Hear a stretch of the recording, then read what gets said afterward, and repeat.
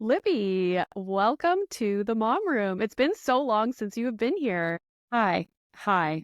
Thank you for having me. It feels like forever I ago. know. So like yesterday, and a lot of things have changed and a lot of things are the same. And we've come so far and here we are. Here we are. My first question for you is just how are you doing? How are things going? How is life different from the first time you were on, which was probably like a couple years ago? Yeah, that's a great question. I can't remember when I was last there, but it was definitely like 2 to 3 years ago. Yeah. I am doing medium.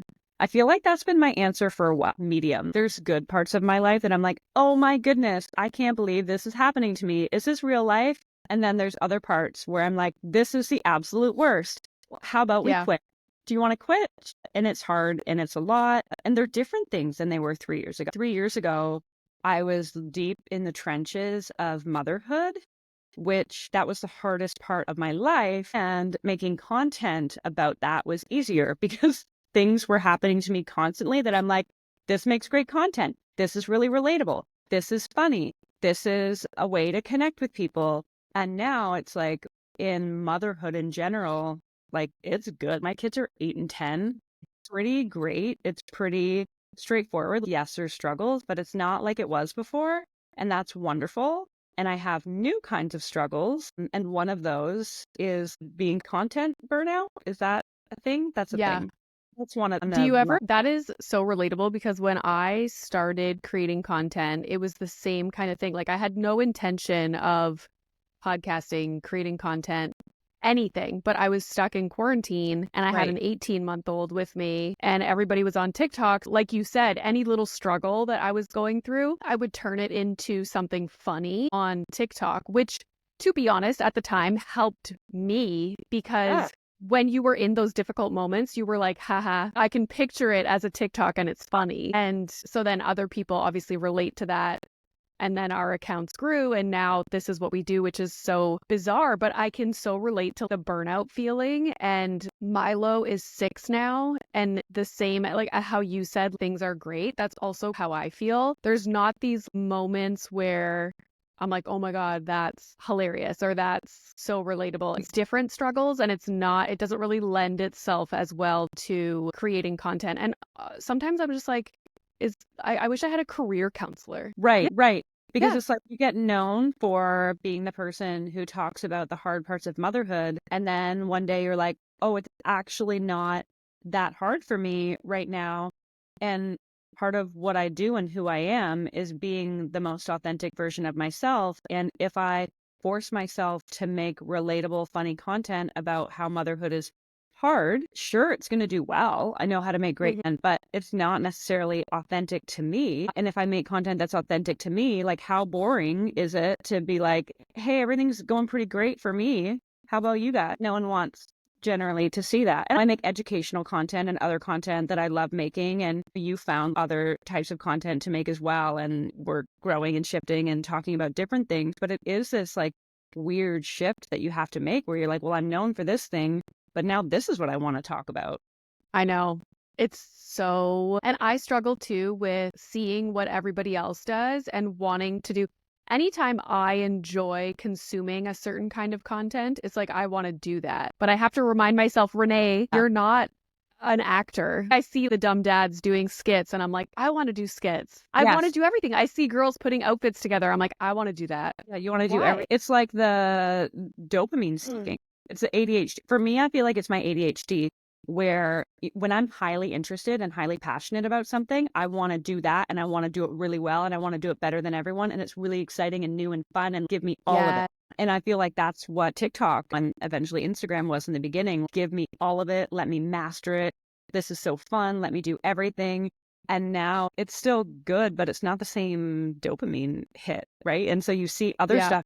That looks fun. Let's do that. But then you're like, no, that's Libby. That's not what the people expect from you. That's not what you do. Yeah. It's a weird, weird world. And it's constantly changing. I find TikTok and Instagram to be two completely different Yes. feelings. Like when you go on Instagram, it's one thing, and then TikTok is a completely different thing. Everybody's always complaining about, oh, the algorithm and so on and so forth. And I don't consume as much TikTok anymore as I used to. Yeah. Which probably also plays into like why I don't grow anymore and why I don't have ideas for content because I'm not consuming it. Yeah. Have you found changes in how you use social media from when you started to now? I mean, hugely. Yeah. I haven't hacked it in any way. I mean, I feel like for a year or two, it was all I got my Mm. inspiration from TikTok. I connected with other creators on TikTok. I felt like I could be my most authentic self on TikTok. I loved like the variety of content on TikTok. And then it switched to Instagram for a variety of different reasons. I loved that I could build a community where I knew that if these people followed me consistently, they were more likely to see my videos. And it wasn't just like a lottery every time you post a video. Like I love the community aspect of Instagram. And then I liked connecting with different creators that were mostly on Instagram. And so like my network grew and my connections grew, and that was great. But creatively, I feel like it messes with my head. I feel like I end up scrolling on Instagram more than TikTok, but I want to scroll on TikTok again because that's where my creativity used to come in. And I feel Yeah. like on Instagram, you see a lot more regurgitated ideas. Like you see one reel that you're like, oh, that's interesting or funny or whatever. And then you see 15 other people, 100 other people do the exact same thing. And it's not as uniquely creative or like original content as much. Yeah. More like curated. It's interesting because if I scroll TikTok on the For You page, it's people that I don't necessarily know. Yeah. Yeah. Whereas on Instagram, you tend to just see people that you follow, which is what I love about Instagram. But then also as a consumer, Right. it's not necessarily like, Great. That's exactly what it is. I find if I'm on Instagram, I get like a certain type of content on my Reels page or whatever, and mm, I go to TikTok and it's a completely different algorithm and yeah. I enjoy it more and it like tickles my brain better. I like that better, but also like you said, it's all these random people. So it's like, where do you I don't know, Hmm. you spend your time. And also, when we started during the pandemic, we had tons of time to scroll, right? And so you have all this time, and then so then the ideas come to you quicker because you know the trend, you know the line, you know the sound. Every time something happens, you're like, this is the perfect sound for it. Whereas now, Yes. Oh my God, I don't have that anymore. like now, I'm like, okay, well, first off, I'm mostly on Instagram, so whatever's trending there was trending on TikTok a month ago, so it's not anymore. Secondly, I'm not scrolling that much anyway. So I don't have these sounds just living in my head. Whereas before, it's like something would happen. I'm like, perfect, perfect. And I could make multiple viral TikToks in a day just because the sounds live there and like hilarious things happened or really hard things happened every day. So like I had so much to pull from, both in my life experience and through TikTok. That is so true. Having almost like a catalog of sounds in your brain as you went through life and you were like, oh, that's perfect. That's perfect. Yeah. Now And I I have to remember, physically go on TikTok and be like, let's try and find a fun sound. right. And you can spend forever and then you're just like, screw this. This is not worth it. I remember I Yeah. see people on TikTok being like, follow me to get like the weekly trending sounds and I'll tell you what the trends are. And I remember being kind of like, people should just be able to figure it out themselves. Like it's not that Yeah. creepy. Just telling, like if you're just relying on someone else to tell you the trending sounds. And now I'm like, do I, do Help I, me. it's not like a requirement for me. Like I have a lot of things happening. And also, like when I was growing, I wasn't thinking about like growing a business or running a website or public speaking or all the other things that come with being a content creator and the various other hats that we wear. And so my brain space could go to being creative and it could be Hmm. creative about the thing I was going through and talking about, which was motherhood. Whereas now it's like not only, like we said, you don't have the time to scroll as much, but because life has shifted so much, most of the experiences that I'm having are around being a business owner and a content creator and a writer and all these different things. It's like, well, people don't want me to talk about that all day long. That's not why they're following me. Those are the things I'm experiencing. So it's just weird. You don't have the bank of experiences to pull from as much that you want to if you're going to stay in like a certain niche. Yeah. So would you say that is your current, if we were going to talk about one specific career struggle, would you say that is currently what it would be? No. Okay, No. tell me. Yes, it is a struggle, but so I've been writing a book for the last year and a half, and Hmm. that in endless time, energy, Yes. focus, like writing and rewriting and conceptualize, like so much of my brain has gone to that while also trying to maintain in some kind of team and run things in the back end that I feel like my content has fallen behind and Hmm. also my business has fallen behind. And I would say my biggest problem in general is figuring out how to be a creative person and a business owner at the same time. The book takes away from the content and the content takes away from other things and running the business takes away from this. And it's like juggling all the balls of life and being a creative and being an entrepreneur at the same time. That's, I would say, like my biggest struggle.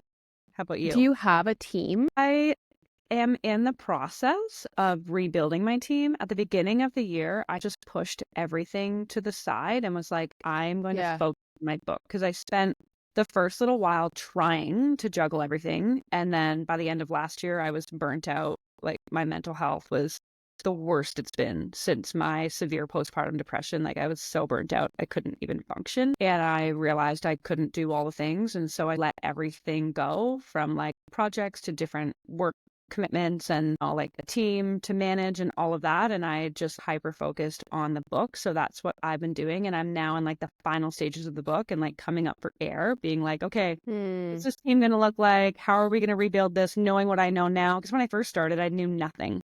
Right? Like nothing. I had never heard the word influencer. I didn't know what digital marketing was. I didn't understand how anything worked. And so now I'm like, okay, I'm ready to get back out there with the knowledge that I finally have. But So it's when you grow a team, because so I have one guy, I have a podcast network, I have a social media agency, and then I have a guy that works really closely with me right. for the Mom Room account, not my personal account. But I always struggle because the only thing I really monetize is my personal account. But I put all my effort and money into the Mom Room Right. account. Right. Yeah. And I'm always like, what the hell am I doing? And whenever people are like, you don't have a team, like you don't have an assistant, you don't have, I'm like, no. Because like you were saying, when you have a team and you have people, like I find it a lot just right now, having to make sure my network has audio files on a certain day and make sure Sean has all his stuff on certain days of the week. And I have to send this like introduction for this podcast on this day. And I already find that enough. So whenever I think about hiring an assistant, I'm like, what do they do? So like when you onboard someone as a team member, do you find it difficult to integrate them into your daily life to know what's going on? It takes time and energy thing, right? Like for every person that you bring onto your team and you bring into your world, there's a certain amount of energy and output that you have to give to explain what is what and who's who and how certain things are done and how you like certain things done, where they can step in, where they can't, and even figuring out like systems and processes for what's the best way to do this. It's really tricky. And even just the emotional energy it takes to manage people and to manage Yeah. expectation and communication and all that kind of stuff. So yeah, like it's a time investment and the idea is that it's supposed to be worth it. And sometimes it is. And sometimes you just end up being like, wow, I just spent a great deal of time and energy and money, and I probably should have done that part myself, but you Mm, don't always know. Finding that balance between not being so like, well, I'm just going to do everything myself and also not relying on other people so much. It's like more energy to manage people like yeah. that. It's like the mental load at home, right? That's why it's so hard to give our partners different tasks to do and let go of responsibility for things, because sometimes the energy it takes to explain it to them or the trust it takes to let them do things ends up not being worth it. And so it's like Yeah. this push and pull. Yeah. One of the benefits of having the guy that I work with is that he holds me accountable and he's expecting me to do things and he keeps me on track. Yeah. Otherwise, I would just let things go because I don't have a boss. I don't have someone to be like, you have Right. to put out these clips this week, whereas he's the one doing that. So that's the benefit as Yeah. well. You need them to He's manage. focused on like, yes, yeah, yeah. I need someone to hold my hand. Yeah. Yeah, you're like, Yeah. I'm already in 14 places at once, and I'm already a creative type who tends to be scattered and like dopamine Yeah. seeking and just absolutely everywhere with no structure. So I need somebody else to be telling me what to do. And so finding someone Yes. to manage you that you don't have to figure out how to manage them to tell them how to manage you. Weird. Exactly. Like how he takes charge and Yeah. is like telling me like what works and what doesn't. I'm like, oh, thank God.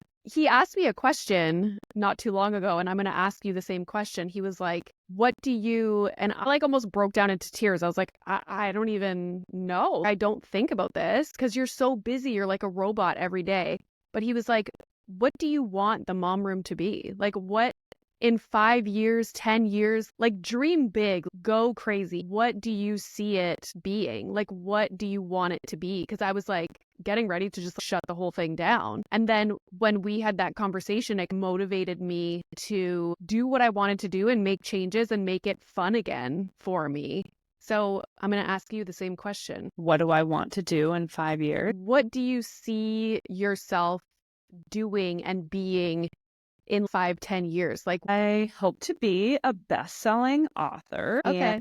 speaker and have that be my main shtick and social media be a complementary part of the rest of my career as, am I like American? As some sort of like Y'all. y'all. Yeah, I want to be a best-selling author and a writer and someone who empowers women and have motherhood be a part of that conversation, but not the whole conversation, if that makes Yeah.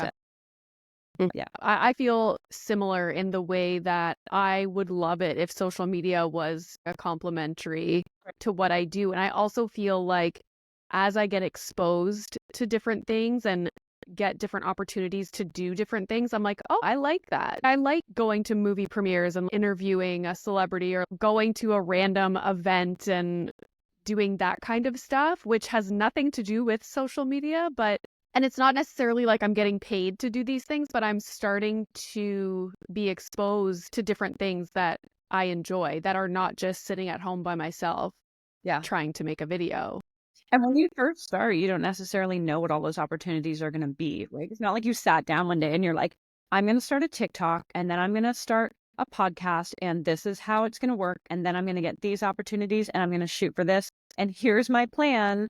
And let's just go after the plan. Yeah. We just started. And then now there's these different things that come up and you learn, okay, this is something I love that I didn't even know was a possibility. And this is something that maybe I thought I was going to love and it's not good, or I don't like it, or I don't enjoy it, or it doesn't give me life. And it's like you're constantly learning and growing and evolving while also getting bored of certain things because you're a creative who likes dopamine, right? That's been it for So, me, where I'm like, I want to do things I enjoy and yeah. sometimes enjoyable for a while till it's not. So do you, like with regard to the dopamine thing, do you find it difficult? Because, for example, the writing the book thing, I've been asked so many times to write a damn book. And while it is something that I would absolutely love to do, it's like a dream kind of thing. I don't have the focus to be able to, and time. That's what I tell myself anyways, to be able to sit and actually do it. And part of it might be that I'm so used to doing these quick little tasks that get immediate gratification, like, Yeah. so do you find, because when I asked you what you wanted to do, you were like a best-selling author. Do you find it difficult to, it's kind of like a PhD, like you write a book, but the reward is so far away. And the reward isn't necessarily what you think it's going to be. So, writing a book, even though I'm getting paid for it, it is also like a passion project. If I were to have put the amount of time and energy into many other projects that I put into this book, if you were just looking at the facts, you would say that's not a very strategic business decision based on what you're going to get for the amount of money you're putting into it. But what I'm writing about is something that is so important to me that it's worth the time that I put in, while at the same time saying, yes, it is extremely hard to focus on the same thing for so long. I said to someone the other day, it feels like I haven't completed a project in years. I feel like it's just been like floating around in the abyss of time and space, working and working and working and not really having anything to show for it. And yeah, like you see other people getting different opportunities or doing certain types of work or releasing different things. And it's like, oh, that's so exciting, or I'd love to do that, or I'd love to do that. And it's like, no, you're dedicated to this book and you've committed to this, and this is going to take a significant amount of time, and you just have to accept that you can't do everything. And because you've chosen to put your time into this thing, that means the other things are not a possibility right now. And it is hard. I'm glad that I'm doing it, but I will be grateful to have something to show for it when it's Imagine how exciting it's going to be when it's done and it's out there. that exciting and terrifying. They say it's like having a baby, Right. right? Like Right. you wait and you wait and you wait, and then it's just out there in the world. And then it's just like the baby's been had now, or like the book is out there. It's like, now what kind of thing. So I've Yeah. been like prepped by like different authors that I know and that I'm like in touch with, that they're like, just be prepared that it's an emotional roller coaster, just like, having a baby. Okay. It's a good Yeah. to like know that. I feel like there's so much about what I do now that when it happened to me for the first time, I'm like, I had no idea what this is going to be like. I didn't know anyone in this space. And at least this is something that I'm like, okay, I like know people who've done it now, and they can prepare me that it's going to be great and also very hard at the same time. Can you share what the book is about, or like how it's structured? Can you share any details about it? I think that I can. I mean, I will. Well, you can share it, and if I have to take it out, I can take it out.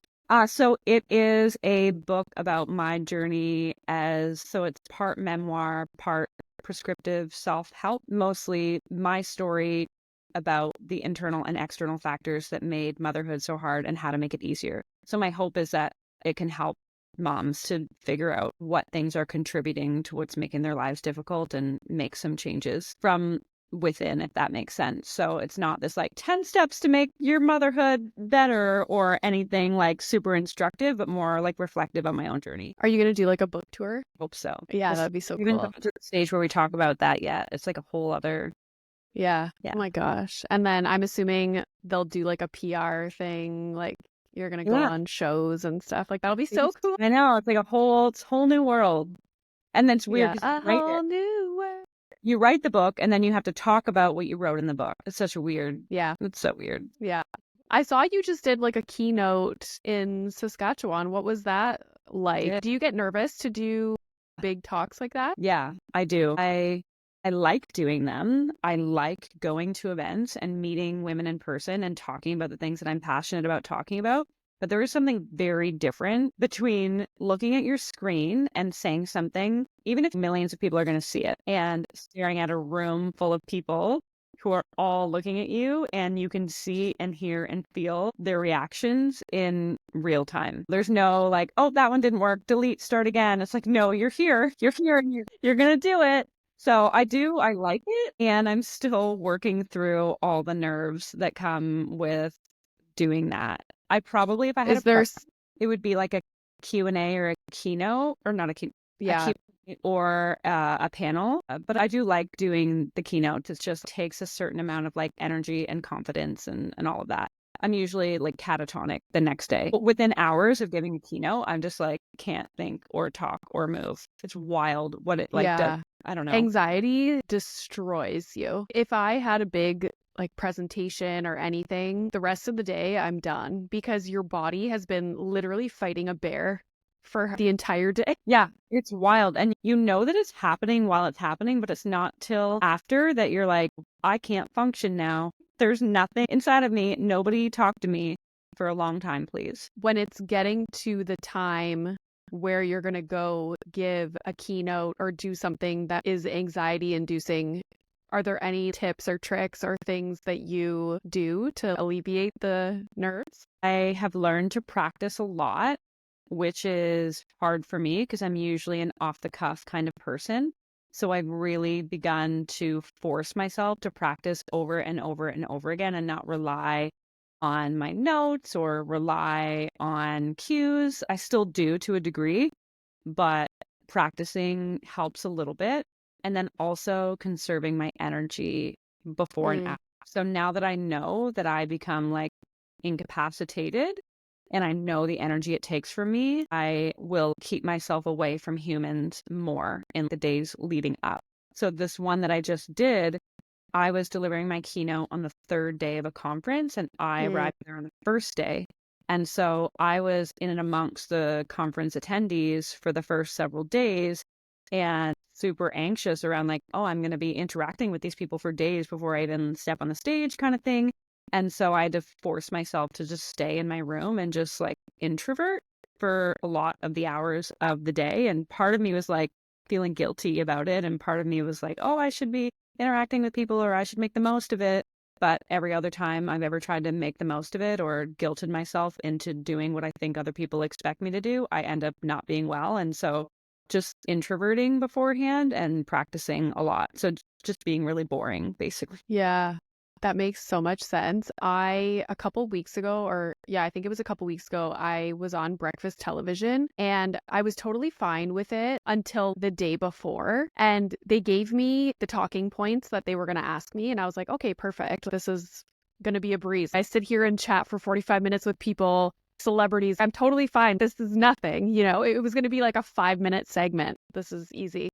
The night before, Libby, I shit you not, I was on the phone with my husband, bawling my eyes out. I'm like, why do I do this to myself? Why am I doing this? I literally wanted to quit everything. I was staying in a hotel near the studio and I was like, I'm gonna get in the car and drive home. This is so stupid.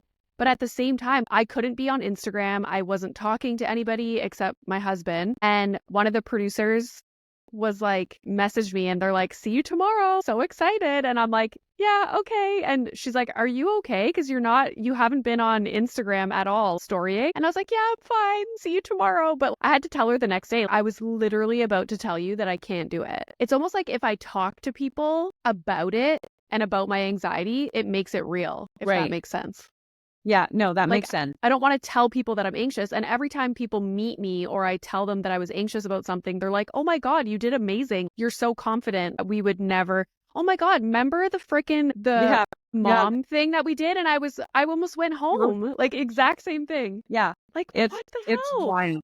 Yeah. And you feel like, well, if I tell people this, I also have that. If I tell people that I'm anxious, will they realize that I'm not legit? Yes. Sometimes I feel like I have tricked my way into success. I've just like tricked everyone into thinking that I'm something that I'm not. And it's actually a mistake that I am where I am. Yeah. Even though I know I've worked hard to be where I am, I'm like, I think I've just tricked everyone. And it's like, well, if you tell people you're nervous, then they're going to know. Like, they're going to know that you're a big fake. It's so wild. I know. It's like we shouldn't be nervous and we should just know exactly what we're talking about. It's like the imposter syndrome thing. Every time I get invited to anything, I'm like, why? Why did they invite me? And yet, every successful woman that I've met, very successful women, feel it as well. It's almost like the more successful they are, the more willing they are to be like, yeah, I have imposter syndrome. I get nervous. I went to Shine Away a few weeks ago with like Reese Witherspoon and Laura Dern and Octavia Spencer up on the stage and Sarah Blakely and all these amazing women were giving talks on various different topics. And almost every single one of them had a degree of admitting like nervousness or imposter syndrome or feeling like they didn't belong or not knowing what to say. And it's something I've noticed that it's the more successful women are, the more willing they are to be like, yeah, nerves are just a part of it. And that helps me a lot, that I'm like, okay, it's not that I don't belong. It's just that it's normal to be nervous about doing really important or cool or interesting or important things. Yeah. It's one thing that I think about all the time, which is like so silly. It's such a Renee thing to think about. Years ago, I was listening to Armchair Expert and he had Shawn Mendes on, and he was talking about, especially with social media, you always see what other people are doing and you're comparing what you're doing and your numbers to everybody else. It's just what happens. And I remember him talking about being at the level that he was at, and he was still so insecure and comparing himself to Justin Bieber, because I guess they had collaborated on a song together.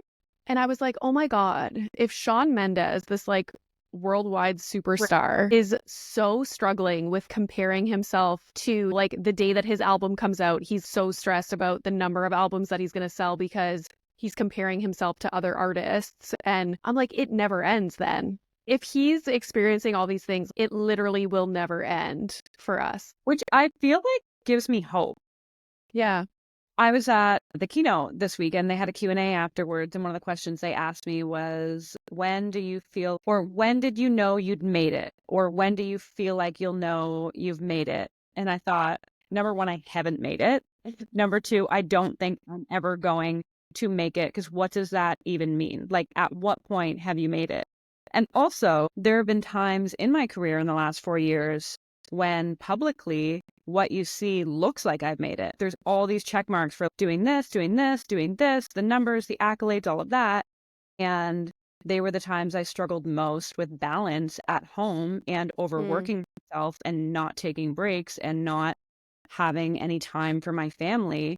And it's like there are no amount of accolades or check marks or bestseller lists or viral videos that can make up for being burnt out and not enjoying your life. So is that really making it? Yeah. And I had this like shift in perspective to, I don't like, there's no particular like star that I'm reaching for. I just want to be able to do what I love and also enjoy my life and not just be strung out all the time. That is what I think about all the time. Renee, you're already doing what you wanted to do. You get to travel and do stuff and talk to people for a living and make videos and put out content of things that you care about. You're already doing it. Yeah. I always have to remind myself of that. Yeah. And also, because otherwise you're constantly trying to reach for the next thing. And it's like, no, you're already at the thing. Right. And if you're still struggling with XYZ when you're already doing the thing you like, what makes you think that getting to the next rung up is going to somehow make you happier? Yeah. It probably won't. What are some things that have changed? Because you said at the end of last year, you were really burnt out career-wise. What are some things that you do for yourself or that you prioritize now that... So I have much more strict boundaries around work and screen time in general. I really try to focus my work hours in the Monday to Friday daytime while the kids are at school, all that kind of stuff. I say no to a lot of events. Events were really exciting for me to go to for a while, but I realized like how much time they were taking away and how much energy they took. Where I used to think, oh, they're just going to be fun, I would realize how much recovery there would be. So I said no to a lot of things, but like events in general. And I've limited my work hours. And the biggest thing I've added into my life is prioritizing time with people in real life. So there was just a time when I was so infused in work that it would be easy to spend most evenings doing work. And I was like, why do I feel so disconnected from the world and my people and reality? It's because you're not seeing real people. So I realized how important it is to lean into real human relationships and quality, not quantity, if that makes sense. Like, yes, I have millions of followers. Yes, lots of people want to be my friend. Yes, there's lots of different opportunities. But what are the relationships that are actually pouring back into me? Where are the spaces where I feel like I can actually relax and I'm not just like on guard? So it's making time for people and being really selective about what is the energy like when I'm with these people, like what is life-giving, and being intentional with that time and with those people. Social media is so deceiving because you look at, even like people would look at my content or my account and be like, oh my God, she has so many friends. Like she's so, at this event, at that event. But these events, while they are social in nature, it doesn't mean, like you said, like I'm giving myself to these events. Right. And I'm a little bit anxious. I'm meeting new people. I'm like very on guard, very like on. Yeah, like you're on. Yeah. Exactly. As opposed to my friend comes over and sits on the couch and we're just talking about like real life things. Eating are a bag two totally different things. and track pants. Yeah. Like Exactly. you can just completely relax. You can say whatever you want to say and not worry that it's going to be twisted and used a certain way. You're not worried about what your face looks like and how other people are perceiving you. You're not worried about just being perceived by other people in general. You can just be. It's a very different experience. And the thing is, with what people see on social media, it looks really cool, right? You look at these and they're beautiful, and sometimes they're star-studded, and there's all these cool different experiences that you can take part in. And it's just not the same as sitting in the car in the parking lot with a friend eating a Big Mac or just being with people who you can fully be yourself with and not be like from Renee or Honest Mom Libby. No, 100%. I think about that all the time because I do a lot of things and travel for this and go for that. But at the end of the day, while I love doing those things as well, it's not filling my cup in the area of friendship. And like you said, you're getting something back. Like it's recharging your batteries, let's say. Like, yeah. Yeah, you could enjoy it and like it, and it might fill certain cups, but it's not filling the genuine, authentic connection cup that you need as a human being outside of your professional life.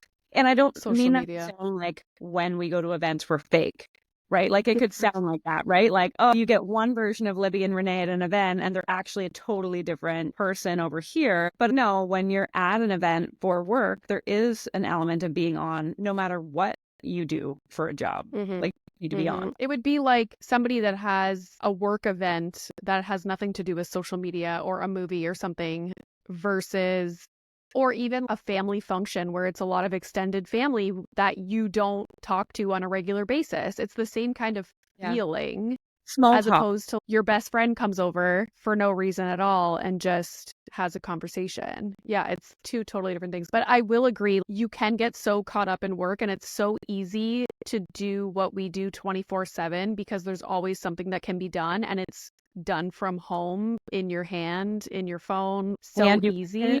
Yeah, exactly. And it takes a lot of effort to be like, no, like I have to prioritize. Like for me, it's like I need to go to the gym. I need to go for walks. I've been so busy lately. Tonight, my husband and I don't have anything tonight. And I'm like, I can't wait to just sit on the couch and watch 90 Day Fiancé and do nothing. Just turn off my brain. Yes, actually, that makes me think of another thing I started doing. I made it a goal. I have to cough. It sounds like the most ridiculous goal that is opposite to other people's goals, but I made a goal at the beginning of this year to watch more TV, Oh my God, that was my New Year's resolution. to watch trashy TV and to read surface level books because I can tend to just deep dive into nonfiction and consume things that are just heavy and deep and thoughtful and meaningful. And I just reached a point where I was like, I cannot consume anything deep and meaningful anymore. I need surface level. I need track. Like, give me Love is Blind. Give me reality TV. Give me something that is so surface level that you can't pull meaning into any of it. Sign me up for that. That was my goal here. And I have watched more TV this year, and I'm very proud of myself for that. I love it. I love it. That was my New Year's resolution. I also started reading. Never in my life did I read fiction books or novels for fun because I was always in academia and it's like if you're going to read, it's like a textbook. And I was always drawn to the self-help, nonfiction books. So I started reading novels. I'm obsessed. And yeah, watching more TV, watching documentaries. I love all of it. And it does feel good to do more of that. What is your favorite reality TV show? Love is Blind. I just binge it and then I like live for the reunion episodes. Yes. They just give me life. I love the drama. Like I live Yeah. for. Do you find it fascinating how in the pods, everybody knows exactly what to say and they are so like emotionally intelligent. It's just unbelievable. And then as soon as they get out in the real world, it's just like nosedive. They forget it. I'm so irritated by the women specifically in the pods. They drive me insane in the best and most fascinating ways. And it's specifically they're giggling and pretending to be stupid that I'm like, you're not stupid. You are a smart person. That is not how you laugh when you go back in with the other girls. And yet when you know there's a man on the other side of that wall, you turn into this like laughing at whatever he says. It's like they somehow think they need to be like dumb, giggly girls when that's not actually how they are. They're going to find out that that's not you. Yeah. You're going to meet them and they're going to realize that you think serious thoughts and that that's not how you laugh. And I just find it so fascinating to watch them and see how their personalities change even. Yeah. And also, so like, true. we're going to see the show, right? I always find it so fascinating when you see them acting certain ways as if no one's going to be watching this. That you're talking about marrying is actually going to see what's happening here. That's like any reality TV show, though. When they do the confessionals, I'm like, everyone's going to see this. And they're like talking shit about everybody. Like, that's so awkward. But that's why the reunions are gold because everyone has seen it at that point and then they discuss. They're so good. Okay, I have some fun, just rapid fire questions for you Oh, before they we give go. me so much anxiety. Okay. Rapid fire? Yeah, they do. Okay, it'll just be like a slow fire. It doesn't have to be rapid. Okay, if you could have dinner with anybody, who would it be? Maya Rudolph. Oh, I was not expecting that. Yeah, Why? she's just so funny. I feel like she could be my friend and we would have a great time. Aw, No, I I love. can't. I mean, sure, I could say Glennon Doyle, Brene Brown, but someone funny came to mind. I think because I'm seeking joy right now. That's why I can't do rapid. Yeah. I want to explain everything because I want fun and joy in my life. Okay. No, I love that answer. Book recommendation. Untamed by Glennon Doyle. I know it's like Yeah, that's a good one. it just is such a good book and it changed my life. And I think if you're gonna read any book to make your life better, it's gonna be Untamed by Glennon Doyle. I should reread that. I feel like I read it at a different point in life, you know? And I Yeah, would like to reread that one, actually. that's like me and Handmaid's Tale. I want to reread it, although I feel like maybe that could send me into an A oblivion. spiral. So maybe I shouldn't read it right now. What is your Starbucks order? It is an iced peach green tea. Most of the Yeah. time, I changed up all the Okay. time. I'm not committed to one thing, but that's what I'm liking right now. Okay, I've only ever done the passion fruit tea, but this sounds delicious. Peach It's green. very delicious. Highly recommend. Okay. You have 24 hours to spend time alone. What are you doing in those 24 hours? You can do anything that you want. Be anywhere you want to be. I am probably doing a variety of things. Like I'm going to do some shopping. I'm going to go eat somewhere good. I'm going to go for a hike in the woods somewhere pretty, maybe where there's water. Then I'm going to have some wine. I'm going to do just like a little bit of everything. Okay. Do you like spas? Sometimes I feel like Yeah. I get all excited about them and then I'm like, I don't really know. I don't know if sitting still is for me.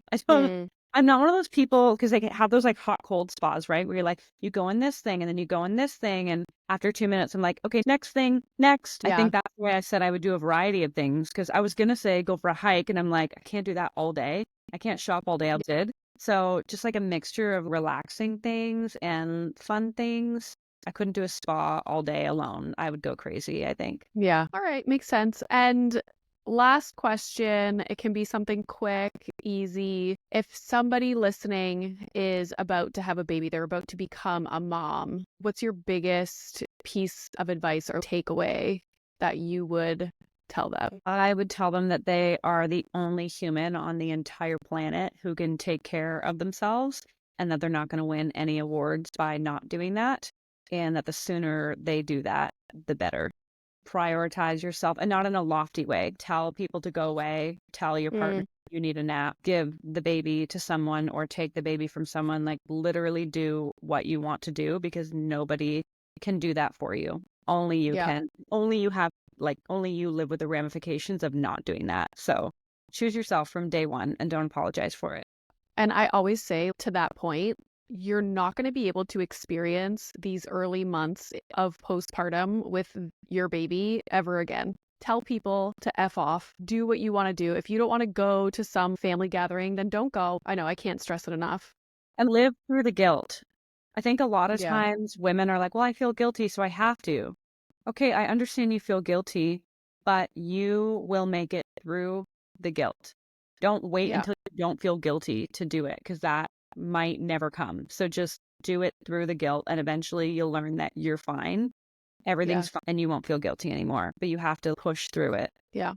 Yeah. Love it. Great advice. So, where can people find you online? And do you have anything coming up when does your book come out? Let us know those details if you have them. I'll let you know when it comes out. We don't have a release date yet. We're thinking Okay. early 2026 will be when it comes out. But yeah, Okay. you can find me social media, website, Diary of an Honest Mom. Well, thank you for coming up. Thanks for having me.